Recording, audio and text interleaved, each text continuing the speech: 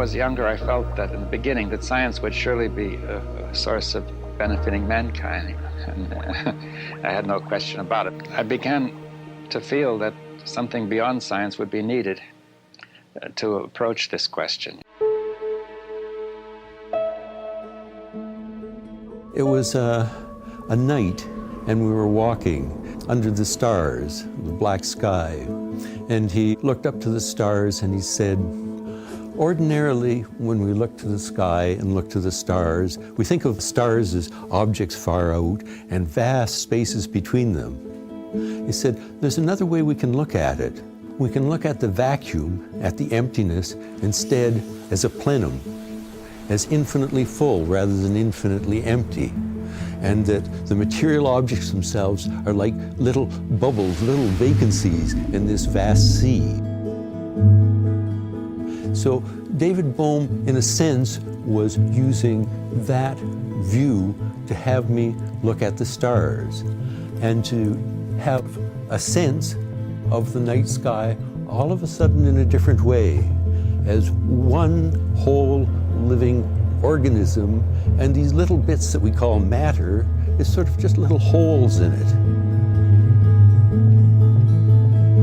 He often mentioned just one other aspect of this, that this plenum, in a cubic centimeter of the plenum, there is more energy matter than in the entire visible universe.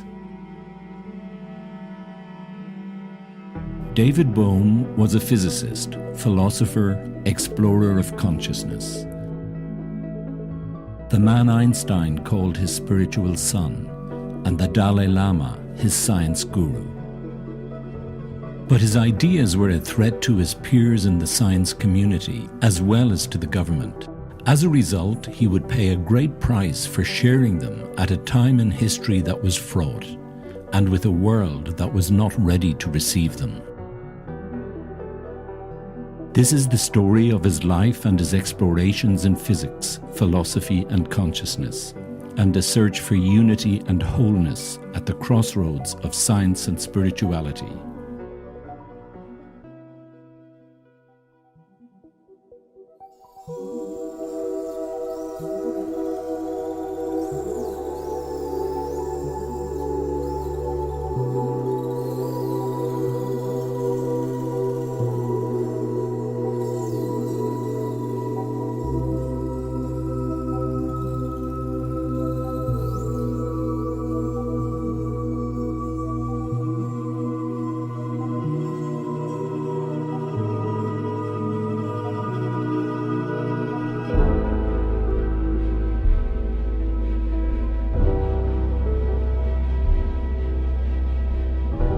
Since the dawn of man, humanity has been haunted with fundamental questions about the nature of existence.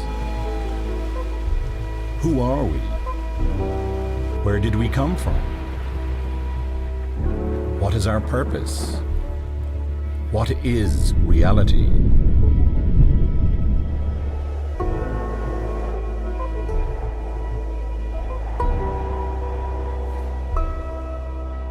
Buddha himself expressed to his follower, monks, scholars, should not accept his teaching out of faith, but rather thorough investigation and experiment. Therefore, we trained that way. Always, why? Not easily say yes. Classical physics promoted mechanism by suggesting that everything should be predictable and controllable, to see three-dimensional space as absolute, time as a singular linear progression, and our sensory experiences as reality itself. But when one begins to understand the true nature of reality and our place within it, these assumptions become obstacles. Quantum theory was born around 1900. 1905 saw Einstein's theory of relativity. Then in 1925, Heisenberg looked into the heart of nature and created quantum mechanics.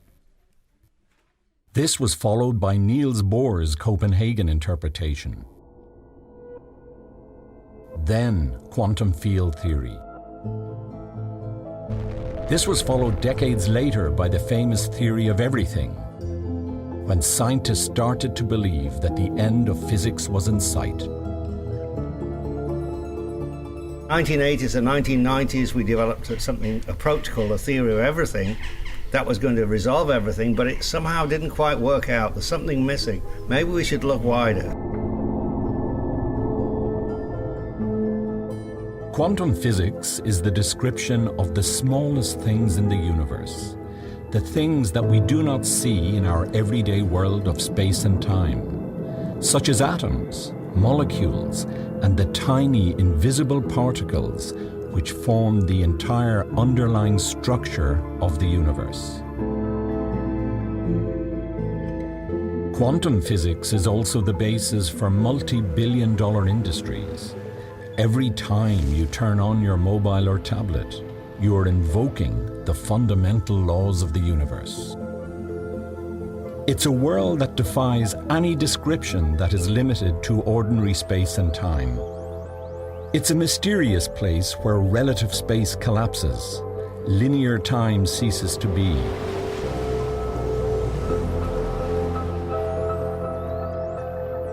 Everything in the known universe emerges from it.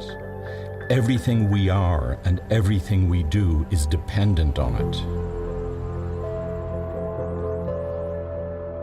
While all this is incredible, the scientific orthodoxy had not been able to successfully reconcile the two big breakthroughs of the early 20th century, quantum mechanics and general relativity, into a unified theory.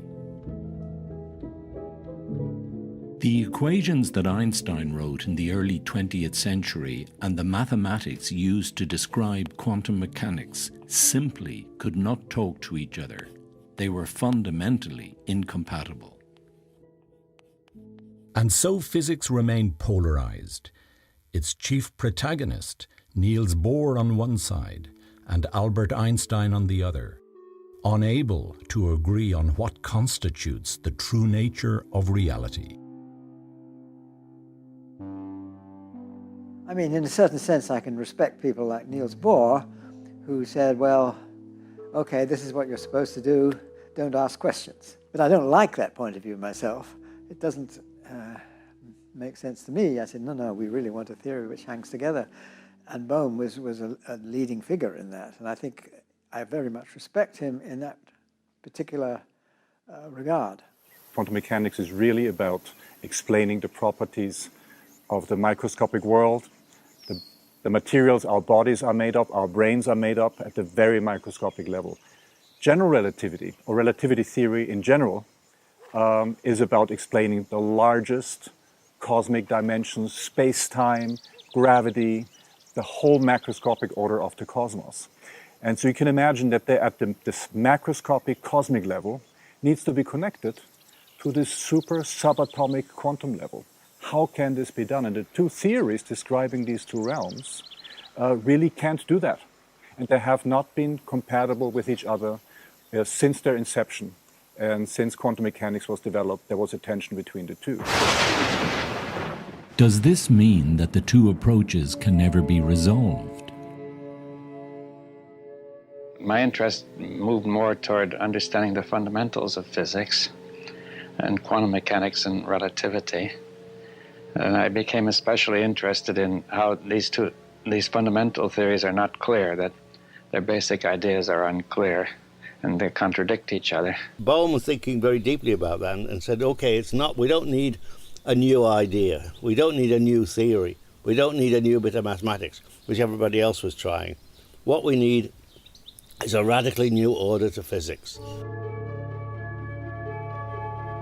As you can imagine, this rocked the foundations that had been set by the founding fathers of physics. But perhaps, as Bohm was suggesting, it was time for a new law to describe both the seen and the unseen. with that absolute contradiction of the two basic theories, I said we could try to find out what they had in common. Now, what they have in common is what I call undivided wholeness. Just as Copernicus had upended cosmological thought in the 16th century by suggesting that the Earth was in orbit around the Sun and not vice versa, so too was Bohm starting to intuit that we needed a fundamentally new way to describe the connection between the macro and the micro. And my feeling is that gave that insight to Bohm, that this world we live in, it's all hard and fast. The explicit order, this is the explicit order, is really just a surface order. It's not a deep, profound order, and there's something lies underneath it, which he called the implicate order. So the implicate order is not so much a set of objects, but a process. It's a process of constant movement, constantly unfolding and enfolding. So the explicate order comes out of the implicate. David Bohm was suggesting that everything is internally related to everything else, and that each part of the cosmos contains the whole universe and unfolds into our perception of reality. He would go into biology and say, look, this is the way biological systems develop. That nature is surely more organic, and yet we're trying to do in our quantum mechanics is to make it mechanical. Perhaps we should move into that area and say that there is a more organic way of thinking about life in general.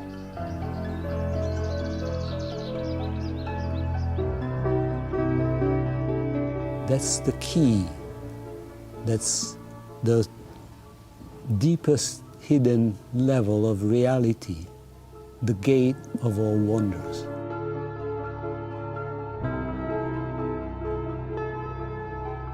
Exploring the philosophical implications of both physics and consciousness, Bohm's questioning of the scientific orthodoxy was the expression of a rare and maverick intelligence in which much of his most important contributions were expressions of inner feelings which date back to his early, unhappy childhood. David was born in Wilkes-Barre on December the 20th, 1917. A coal mining town, once the energy supplier of the world, it had been hit by a serious economic slump caused in large part by the declining use of coal as a source of fuel in industry. There was a great deal of unemployment and suffering, and people were out of jobs and banks were failing. People were talking about things getting very bad, even revolution. And then Roosevelt came in and he produced all these new measures which gave people hope, you see. And I think they lifted things up a little bit and gave people some hope that at least it would get better.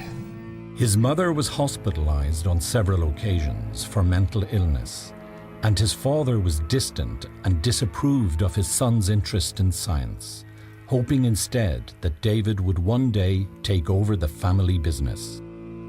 Life for the young David was not ideal.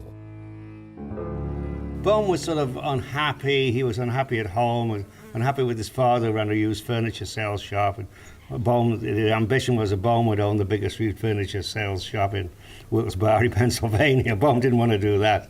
He wanted to explore ideas, and his father wasn't very happy about that. And he felt he lived in a rather brutal world.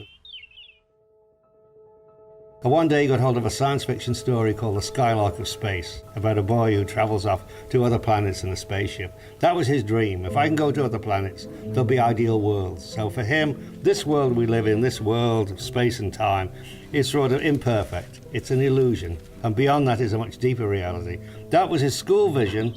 And then as he grows up and becomes older, that becomes his vision of what he called the implicate order. That beyond the everyday Newtonian worldview, there's a much deeper order he called the implicate order. And that was what he was groping towards. How do we uncover this deeper order of the world?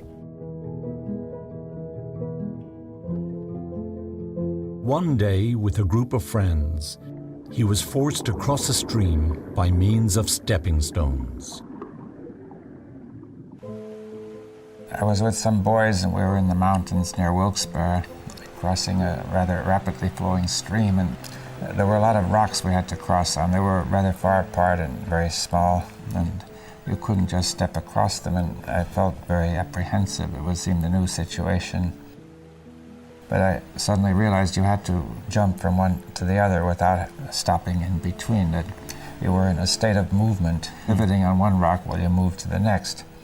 Whereas I'd usually thought of going from one step to another. I was mapping out the steps. After that, I felt that it made a deep impression on me that this theme has recurred a lot in my work, that your consciousness is going moment by moment of awareness and not mapped out. Despite his father's disapproval of his interest in science, the young Bohm proved to be an exceptional student, writing his unified theory of the cosmos, one that integrated mind and matter while still at school. I think this was combined with some tendency to want to go beyond limits. You see, when I was in this small city of Wilkes-Barre, you see the nearest towns around it were called Ashley, Sugar Notch, and Warrior Run. So that's all I knew. I mean, I didn't know them, but I knew about them. So we went for a ride beyond Warrior Run. It seemed like going beyond the world, you see. Having finished high school, the young Bohm moved to Penn State University, where he graduated with a physics degree. His exceptional ability in mathematics and physics secured him a scholarship to move to Caltech in California. There he met with Robert Oppenheimer, who was sufficiently impressed with Bohm to arrange for him to transfer to the University of Berkeley, where Oppenheimer headed up the physics department. With a sense of rejection from his own father, Bohm had sought father figures, and it was clear that Robert Oppenheimer was to fulfill that role. He became a student of Oppenheimer to do a PhD. And this was just before Oppenheimer went off to set up Los Alamos, the nuclear facility. So one day when Oppenheimer was going off to Los Alamos, Bohm would have liked to have joined him, but he couldn't get clearance, partly because he'd joined the Communist Party of America for 9 months, and then what he was joining it for was to try and see if he could find people so that he could discuss Hegel with them. He found they didn't even know who Hegel was, so he got totally disinterested and didn't go again. But because of actually paying a fee, he got smeared with communism. Bohm's mathematical calculations proved useful to the Manhattan Project in their quest to build the world's first atomic bomb. But the brigadier general in charge told Oppenheimer that Bohm was to be kept out. He suspected Bohm might be a communist spy. Denied security clearance, Bohm lost access to his own work, making it impossible for him to complete his thesis. He said, I can't write the thesis because the papers have been classified. And Oppenheimer said, oh, okay, just let's get the papers, I'll give you a PhD. Oppenheimer needed Bohm's work and had a very important job to do. But little did Bohm know that his early philosophical idealism, coupled with unfolding global unease, would have a dramatic impact on the trajectory that his life would take from now on. The Americans were building the atom bomb. The Germans and the Russians are at war, and it's our duty to help the Russians. And many scientists, including Oppenheimer, felt we should talk to the president and suggest maybe we should tell the Russians what we're doing. In fact, the president of the United States at that time was in agreement with that, but it was Churchill who overruled him and said, are you crazy? Don't tell the Russians anything. But that was it. There was a sympathy. Maybe the Russians should know a little bit of what we're doing. So maybe there was sympathy among some of Oppenheimer's students. Oppenheimer had gathered around him a circle of exceptional research students. Oppenheimer himself supported communist organizations and groups. For Bohm, politics and physics were inseparable, and he soon discovered that several of Oppenheimer's students were interested in what they termed the Russian experiment, in which a Marxist society would lead to the transformation of the individual. This idea also played into Bohm's work in physics, where he saw parallels between the movement of electrons and the possibility of individual human freedom. This led Bohm to one of his most important early discoveries, the theory of the plasma in metals. A plasma is called the fourth state of matter. There's gases, there's liquids, there's solids, and the fourth state is like a gas in which the gases are charged particles. So it would be a bit like what happens around the sun. You have a gas of charged particles. And in a metal, the idea was a metal, you'd have a lattice where all the nuclei are in the lattice, they're charged, and an electron runs through them. There's a gas of electrons running through. And Bohm's idea was, can I look at the gas? Can I find a theory for this gas? And what he found was that the extent to which an electron participated in this gas, it became relatively free.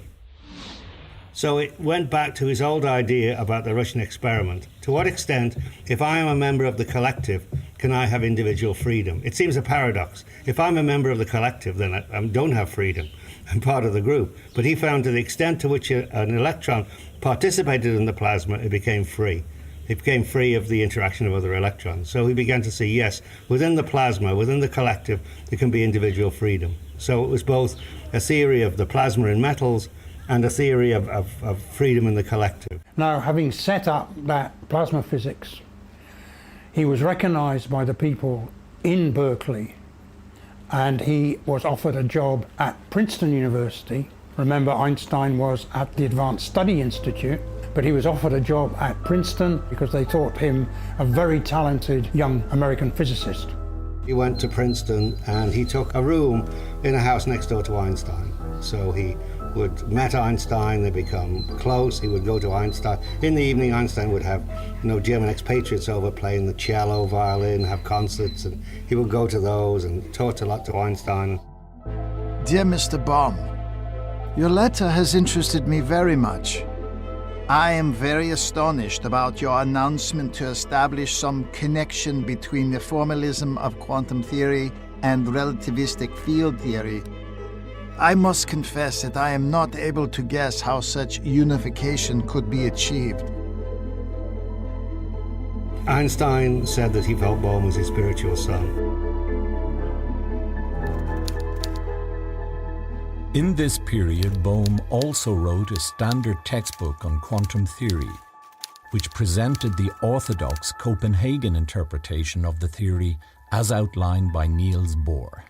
He then was asked to give a course on quantum mechanics, and he gave an orthodox course on quantum mechanics. At the end of the course, he thought, well, I don't really understand this quantum mechanics. So he said, the best thing to do if you don't understand something is to write a book. So he then wrote a book which he entitled Quantum Theory, which has a reputation of being one of the best books on quantum theory at the time. He was describing standard quantum mechanics, Bohr's point of view. He was trying to defend Bohr's point of view, had a lot of discussions about Bohr's point of view, as well as some very interesting applications of quantum mechanics.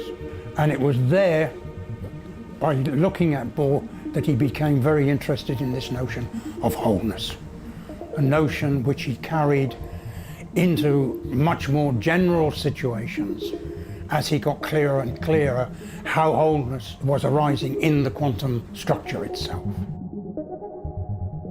However, Bohm began to feel that something was not quite right about Niels Bohr's interpretation, believing that it placed a limit on what could be said about the quantum world.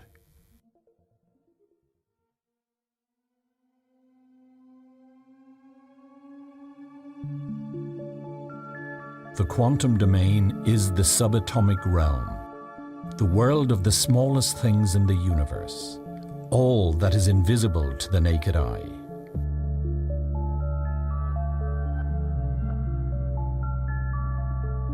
Since the 1920s, there has been one experiment which puts us up against all the paradoxes and mysteries of nature. The double-slit experiment, which showed how everything we assumed about electrons since their discovery in the 19th century had been wrong.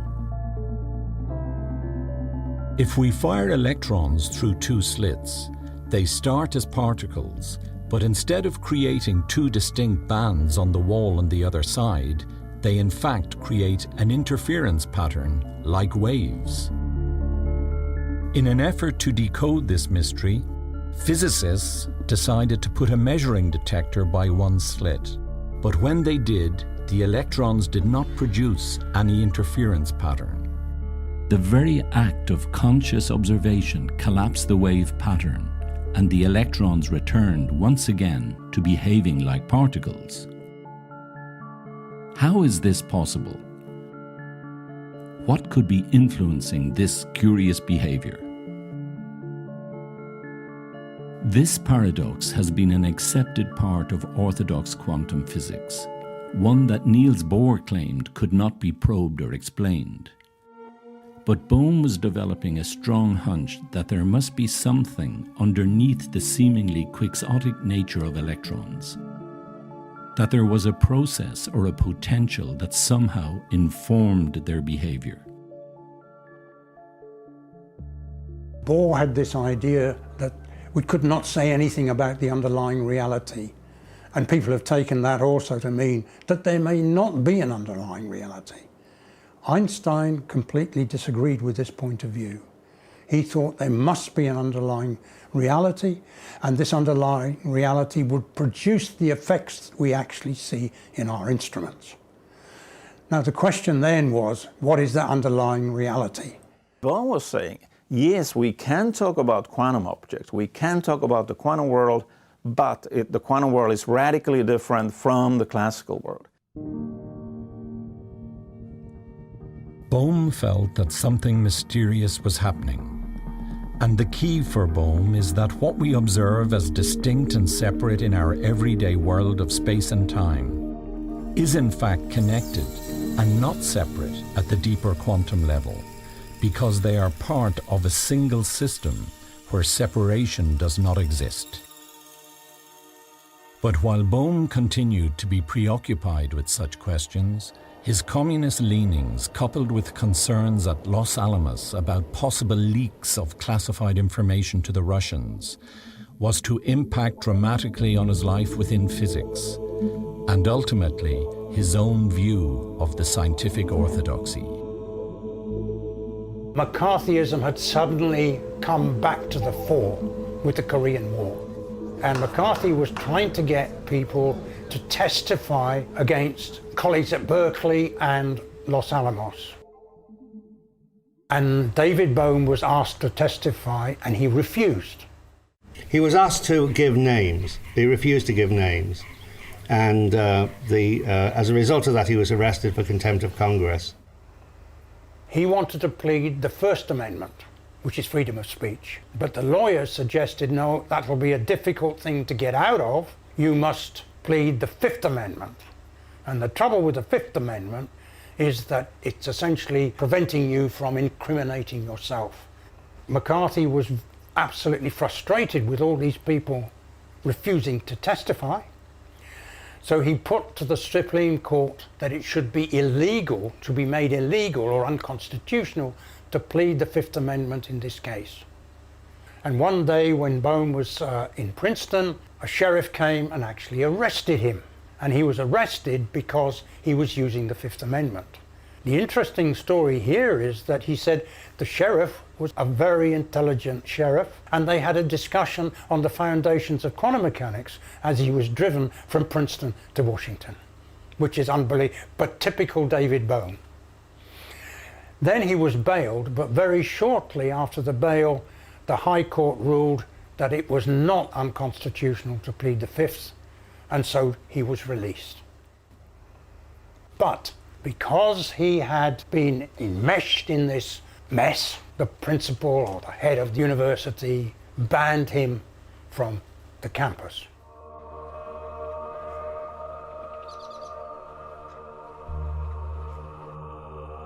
Einstein actually wanted him to become his assistant, but Oppenheimer objected.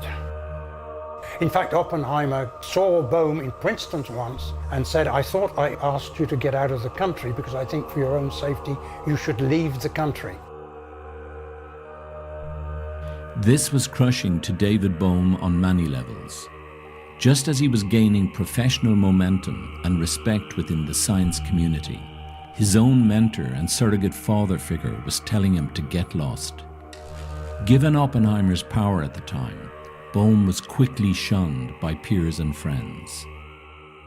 And I know he did write to Einstein. Einstein tried to help him, but no. The only thing was to leave the United States and go to Brazil. So he had no future in the States. He just had to leave, and that was it.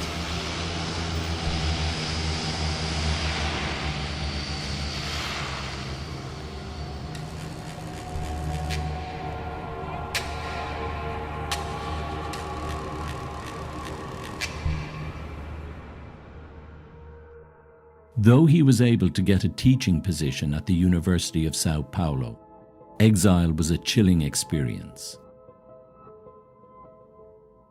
At Princeton, he had been surrounded by friends. His work on plasmas was recognized as significant. His book on quantum theory was considered the best. But Bohm found a way to turn exile to his advantage. With this distance, he was able to look at the impasse between Einstein and Niels Bohr with new perspective in a paper entitled Hidden Variables. Bohm realized that the success of quantum mechanics, success in predictions of quantum mechanics, and also the stability of quantum mechanics were evidences of a new kind or new type of physical theories. Well, he had really questioned the orthodox interpretation of Bohr and Heisenberg and the Copenhagen interpretation, and decided to develop his own approach, which he called hidden variables.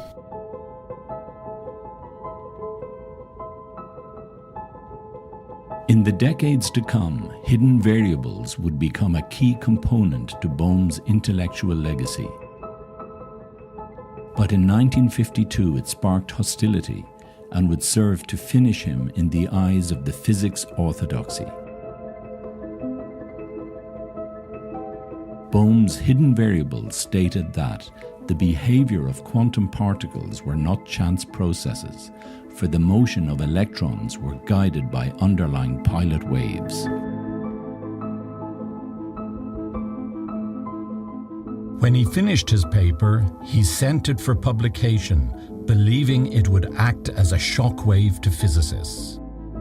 And that was what he wanted. You know, some people say, no, I want to be accepted. No, it's not that I want to be accepted. I want to open the door to the debate. That he felt was, with the Copenhagen interpretation, the orthodoxy had closed the door. There was a bit of controversy, but let's close the door. Let's all agree. We'll all come together. We'll come to Copenhagen. We'll all have some meetings. We'll have a lot of arguments, but in the end we'll agree, okay, we all believe the same thing. No, Bohm said, I want to open it up. So that's what he felt. And when this paper comes out, it'll cause great controversy. He's in Brazil, the paper appears, nothing. He hears nothing. Only heard from one person, De Broglie's assistant. That's it. He heard nothing. And he was shocked. Why? Why is there nothing? Why aren't people writing to me? Why is there no controversy? This deeply puzzled Bohm, and it was only later that he discovered the reason. There was a student who had read Bohm's paper in Princeton when Bohm wasn't in the country, and took the paper to Oppenheimer and said, look, this is what Bohm wrote. Nobody refers to it. Nobody's discussing it. What's wrong with it? And Oppenheimer said nothing.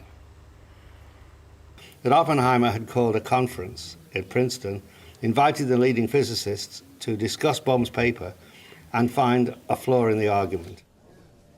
If we cannot find an error in Bohm, we must all agree to ignore him. So word went out, ignore Bohm. And that's what Oppenheimer had done, ignore Bohm. And that was, for Bohm, a tremendous shock. Two people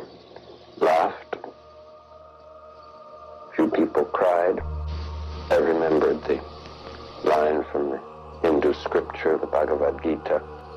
Now I am become death, the destroyer of worlds.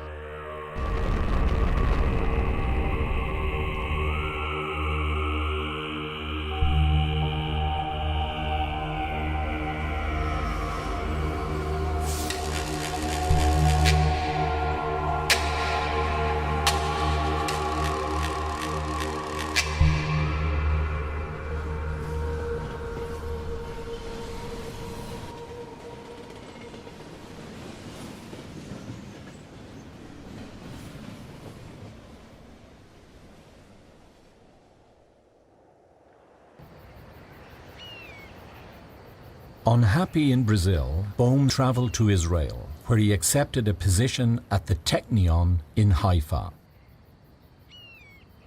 While in Israel, Bohm also met and married the woman who was to become his lifelong partner, Sarah Wolfson. David had been exiled to Brazil after the House and American Activities business. And he was never happy there. You know, there were many problems, he felt. And then he was offered an opportunity in Israel. And of course, it was a new state at the time, you know, I mean, and also, of course, he was Jewish. Maybe he saw this, you know, as a good opportunity. And he'd only been there a couple of weeks when he was invited to a party. And Cyril was present, and she spotted him from across the room and immediately was interested in this young man. I would describe Cyril as a very motherly person. She wanted to look after people. She liked to feed people, you know. She was very sociable and including everyone. And my wife and I used to go to the public library, and she discovered a book by Krishnamurti, and she read in there the words, the observer and the observed. And I had been interested in that because in quantum mechanics that is a key question in the sense that because of this undivided wholeness, the two cannot be separated.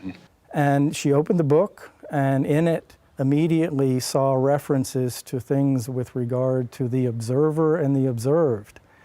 And she was startled because that's what David was working with in physics. And Cyril is trying to understand how could this be that this Indian philosopher is also talking about the observer and the observed.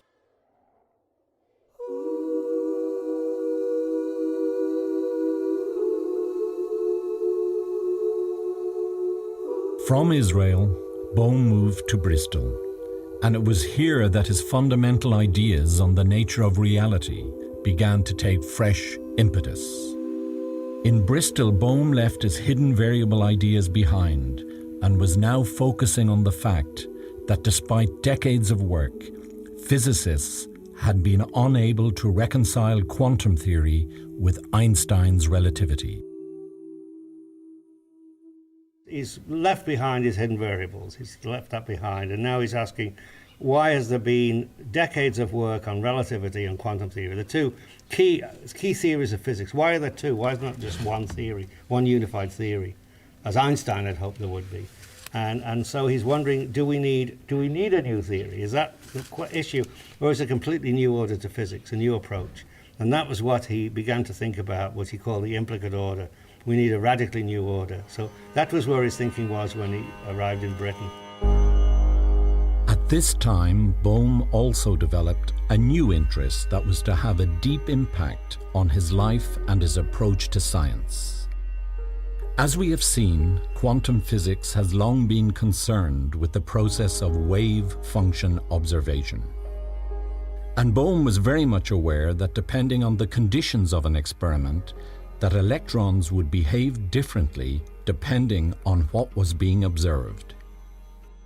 When I was younger, I felt that in the beginning that science would surely be a source of benefiting mankind, and I had no question about it. I began to feel that something beyond science would be needed to approach this question, you see, that science alone could not guarantee that it would be used for benefiting mankind, the scientific impulse, though in the beginning I thought it would, just truth alone, right? Then I began to look into philosophy and Eastern and Western and so on, and some people with religious ideas. I mean, just simply looking at it when I was in Bristol in England. And quantum physics and the study of the behavior of the electron. You have this very mysterious property that the very act of observing the electron changes it in such a way that there's a link between the apparatus of observation and what is observed.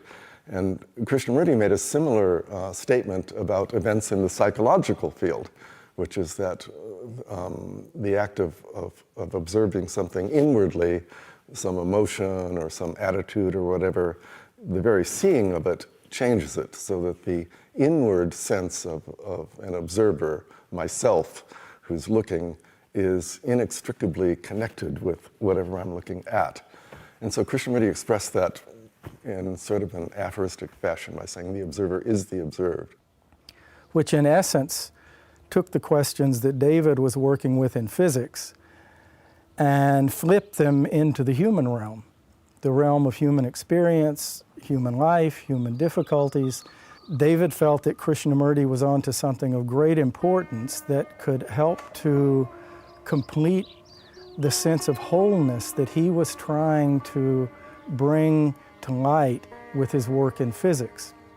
Krishnamurti's approach aligned with Bohm's own views on the nature of thought, of reality, and on the nature of consciousness in particular, seen as a coherent whole, which is never static or complete, but a continuous process of enfolding and unfolding. Both Bohm and Krishnamurti questioned their respective backgrounds, ultimately rejecting the orthodoxy they had once felt would provide answers to humanity's big questions. In his early life, he was kind of adopted by this organization called the Theosophical Society, which discovered him when he was a 14-year-old boy on the beach in South India. And they predicted that he was going to become, this great, what they called world teacher, and bring a new kind of consciousness to mankind. And they cultivated him and nourished him in this role. But somewhere about the age of 25, 27, maybe a little bit earlier than that, he began to seriously question all of this and find it very limiting, similarly to the way Bohm had found the scientific orthodoxy to be limiting. So Bohm wanted to meet this man, and they had this meeting, and I'm told partway through it, Krishnamurti supposed to stood up, with pleasure or enthusiasm or whatever, and said, "You have seen it, sir." So that Bohm had seen it, and then Bohm began to have more meetings with Krishnamurti. He became a trustee of Krishnamurti's school at Brockwood Park.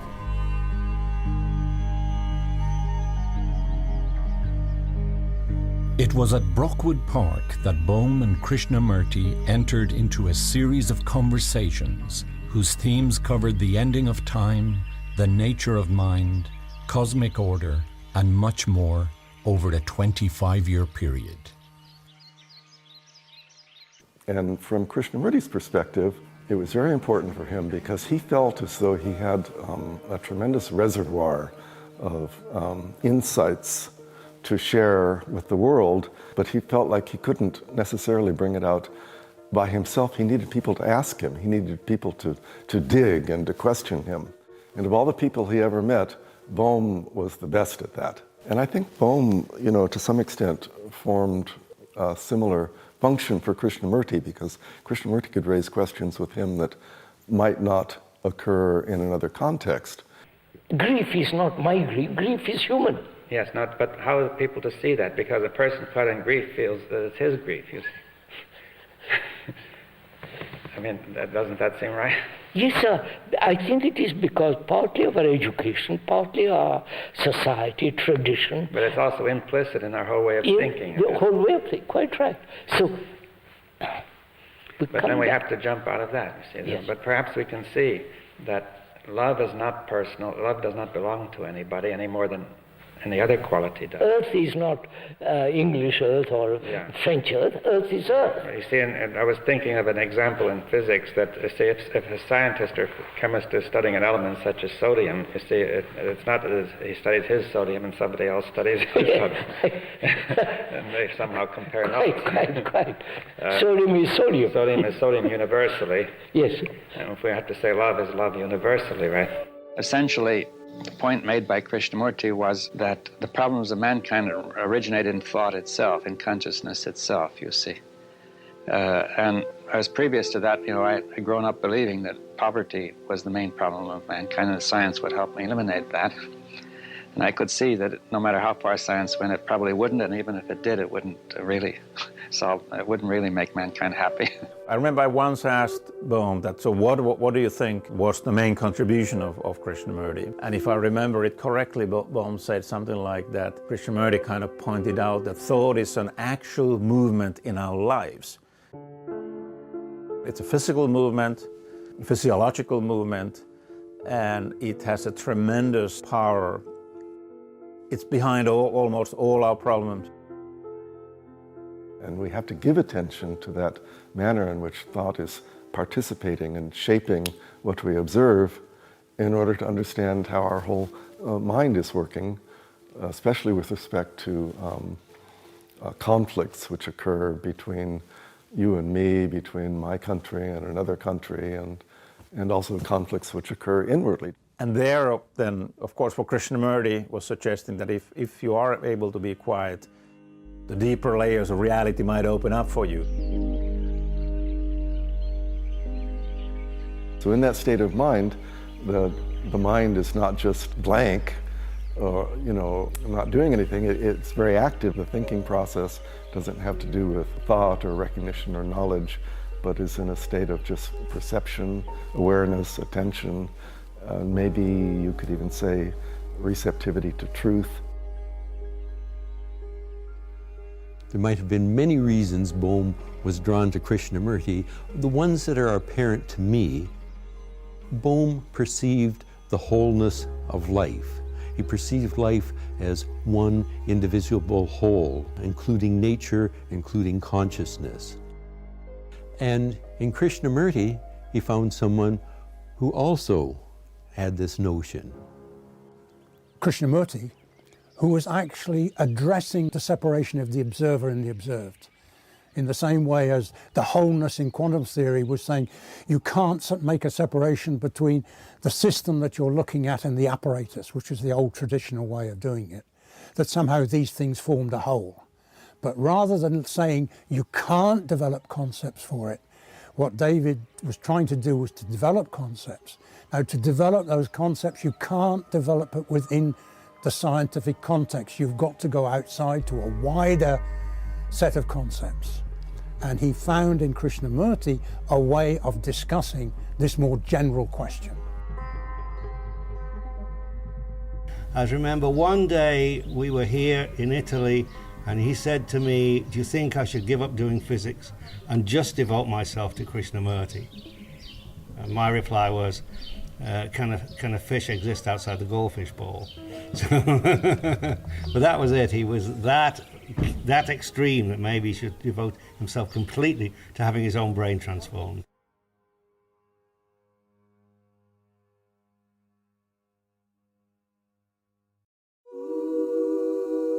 Having settled permanently in the UK, it was while at Birkbeck College in London that Bohm formed one of the most enduring science partnerships of his life with physicist Basil Hiley. And he also had an unexpected and welcome encounter with a forgotten theory, and that encounter changed everything. At that time, David Bohm was developing a new idea which was called structure process.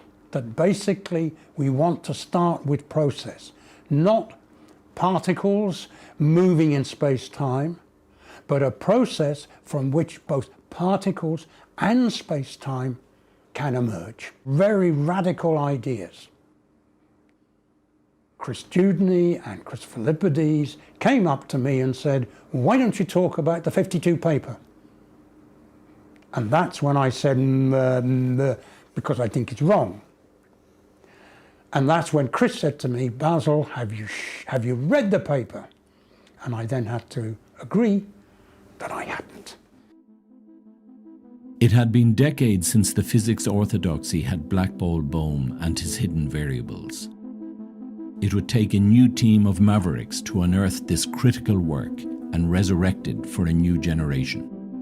Well, I got to know David Bohm quite well when I was a lecturer at Birkbeck College. But we had many very interesting discussions, and Bohm was somebody who I got a lot from. I always thought that he was very much like a wave function himself, that you'd ask a question, you see, a very specific question, and he would be very focused and give you a deep, very focused answer to that question. And then it would start to spread out, and it would encompass a little more about physics, and it spread out, and then about philology and about human nature and so on. And I'd get a bit lost about what's going on. So I needed another question. I'd ask him another question, and whoop, the conversation would focus itself very deeply on this particular point, and he would give a very succinct answer to that, and then again he would spread out like this. So it's just the way a wave function, as you measure it, is the particle here, and whoop, you see, and then it spreads out again like this. They'd finally developed sufficient computing power needed to run the complex mathematics required to describe Bohm's hidden variables. I think it'd be a very valuable thing if we could show clearly how Bohm's 52 theory worked in the two-slit experiment, because obviously the two-slit experiment is the iconic experiment in the interpretation of quantum theory. And so, yeah, Basil went off, read the papers. I set about calculating the particle trajectories for this, and Chris Philippides produced the quantum potential picture. And that's what Chris was absolute master at, was actually developing computer programs to actually simulate this, and let's have a look at what is going on here. When we put the two together, I mean, we were initially, I think, quite staggered by how amazing this story was, which had never been told in any sort of clear, detailed way. And there were the trajectories for the two-slit experiment. Wow! You could actually see in the images that we produced exactly how you could have particle trajectories in the two-slit experiment and account for interference, something, of course, which is forbidden in normal quantum theory.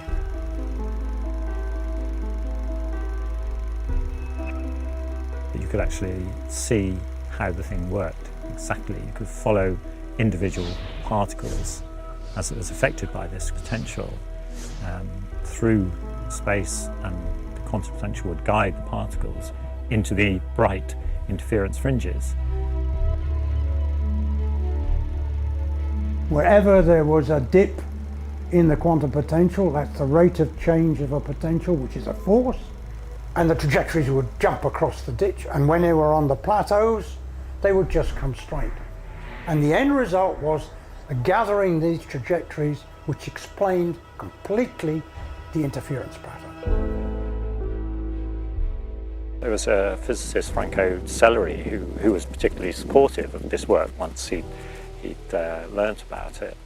And he referred to these movies as the hard porn of physics, in a sense, because you know, they would be censored by the orthodoxy. You shouldn't be able to see this stuff, and yet here we were projecting it in front of them. At that stage, when Dave was still alive, he saw these trajectories and these quantum potential, and his eyes actually lit up.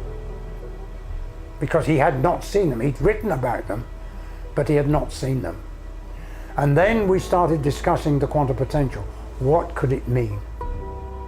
And this quantum potential energy only functions when quantum phenomena appear. That is, in the particle approaching two slits, it is the quantum potential that organizes the way the individual trajectories work. So there is a dynamic whole process going on in which the quantum potential appears. If you're looking at interpretations or ways of looking at quantum mechanics, my view is that probably the Bohm Hiley way of looking at quantum mechanics has the most satisfactory ontology. So you have a picture of what constitutes reality without changing quantum mechanics.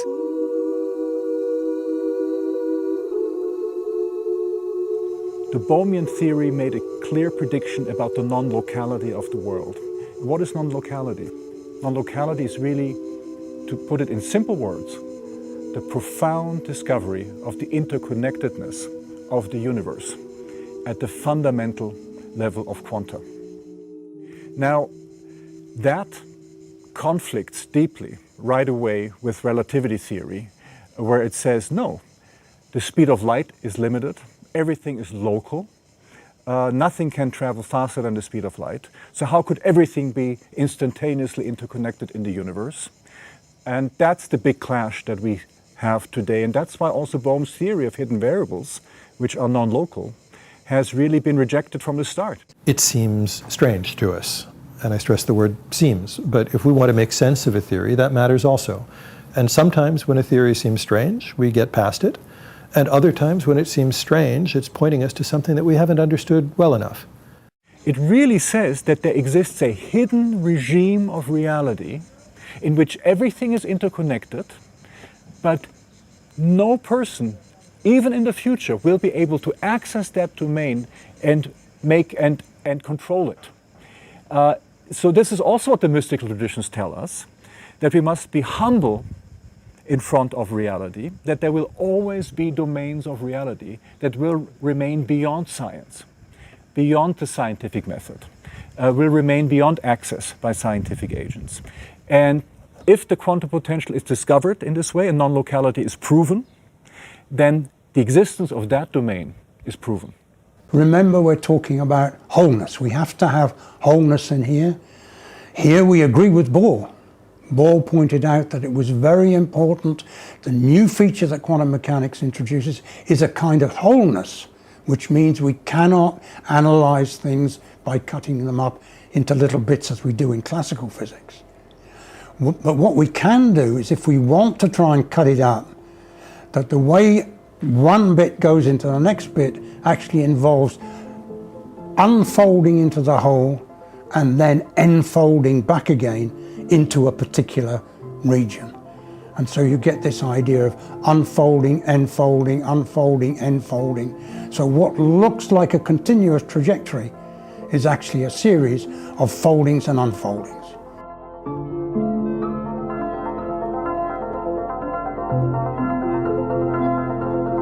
I tried to get some idea of what might be the process which was implied by the mathematics of the quantum theory. And this process is what I call enfoldment, that the mathematics itself suggests a movement in which everything, in which any particular element of space may have a field which unfolds into the whole, and the whole folds and enfolds into it. Right?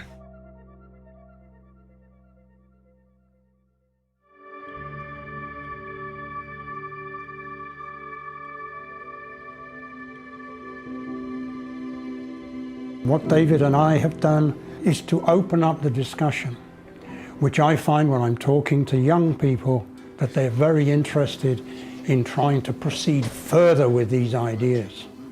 In other words, some of them have actually got it, as I put it. They know in their basic feelings that this is an interesting way to go. The lab at University College London is at the centre of experiments to prove the existence of the quantum potential. If the quantum potential exists in this way, then that really is the first evidence for the profound interconnectedness of the physical universe at a very deep fundamental level. That would revolutionize our scientific worldview. It would validate those views of unification, those views that speak to the holism of the universe. And it truly would be a confirmation of a kind of holism that religions and spiritual systems and mystical systems have intuited for many, centuries and millennia even. So what does all this mean for you, for me, the universe, and everything? Bohm suggests that out of perceived emptiness, out of the so-called vacuum state, particles interact with, respond to, and are informed by an information potential which allows the cosmos to emerge. So it's the information informing action of the quantum potential that makes it possible for the physical universe to be. Everything we know and everything we will come to know is already in formation, waiting to unfold into manifest reality. It's the implicate waiting to become explicate.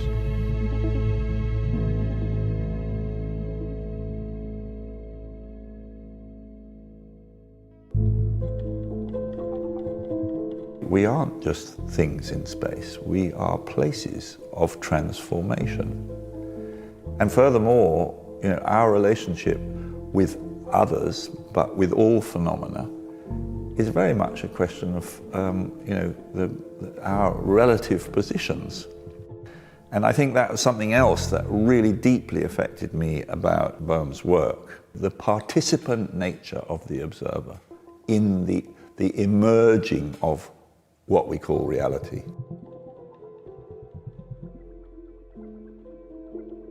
The way that quantum cloud works is that you are the determiner of what you see. This is a mess of, I think that, of elements that are both particles and hopefully trajectories that come together, and depending on where your position is, either in a boat or walking along the side of the Thames, and depending on the time of day, you will see or not see the possibility of a body.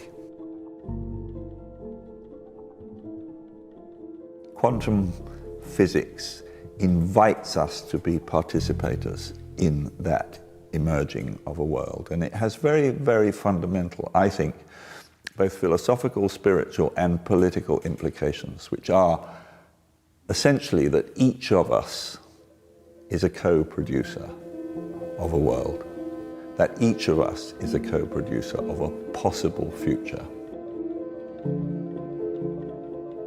The work of people like Einstein, Bohm, they are like huge windows opening in the imagination to a way of dealing with life and the things we encounter within it freshly and, in a sense, with the right level of uncertainty. The present ego identity is based, I think, on a wrong mode of thought, you see, in which a person identifies with his thoughts and with his body and with things, do you see? And which means that he's creating an illusion, right? That this self which people feel they have is only a show. It is not really there, but it is such a convincing show that everybody acts as if it were there, and that gives it an apparent reality. One of the most essential points of the scientific spirit is to acknowledge the fact or the interpretation of the fact, whether you like it or not. That is not to engage in wishful thinking or not to reject something because you don't like it. Is it possible scientifically to define this wholeness? Well, not really completely. Wholeness is an attitude or an approach, but it can be given a scientific realization, you see. I think two levels: interdependency.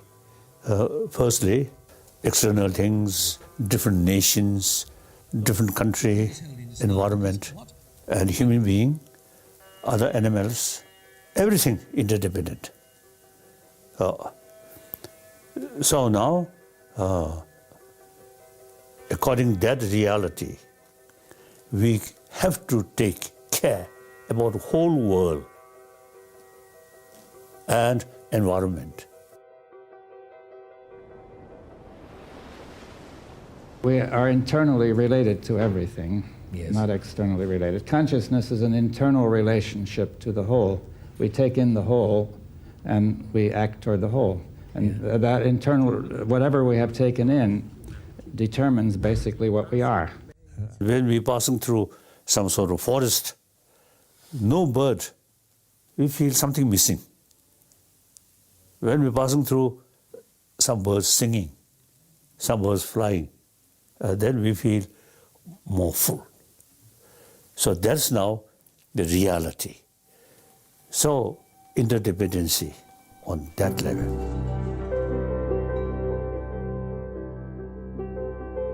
Bohm's model of the implicate and explicate, I think, is talking about how the subject-object split, duality, emerges from a ground which Lao Tzu would call the Tao, which is non-subject, non-object, but a unity, a wholeness. Ancient Indians only use mind or wisdom and sometimes meditation, no instrument. Now modern science use instrument. Science is whatever people make of it. You see, science has changed over the ages, and it's different now from a few hundred years ago, and it could be different again. Now, there's no intrinsic reason why science must necessarily be measurement. This is another historical development which has come about over the past few centuries. It's entirely contingent and not absolutely necessary. So far we know is part. Still they're limitless. So reality, we have to sort of investigate. So David Bohm, I think really something like opener of our mind. So grateful. In all the areas that he worked in, he was constantly pushing. In physics, in dialogue, in consciousness. He became a scientist, I believe, in order to benefit humanity. I think his mission was always leading up to a transformation for human society, overcoming the fragmentation that we experience, towards having the experience of a new interconnectedness among us all to solve problems together, overcoming the divisions. So in that sense, he represented a truly holistic, integrated vision of a human being. And I think as that, he can serve as a model for future generations. It's a revolution. It has radical implication about how we live our life, how we interact with the earth, how we interact with each other. And that revolution is unfinished. If we aspire to go beyond our present state of consciousness, if we truly want to be happier, to love and know ourselves better, to regain meaning and wholeness, the old disciplines only serve to deepen the illusion of manifest reality. We must look beyond the veil of form to a realization of oneness, present in you, in me, the universe, and everything. When you grasp this, it will put you on the threshold of what is real and your place in reality. Reality is wholeness, undivided wholeness, and this fact has yet to dawn on billions of people.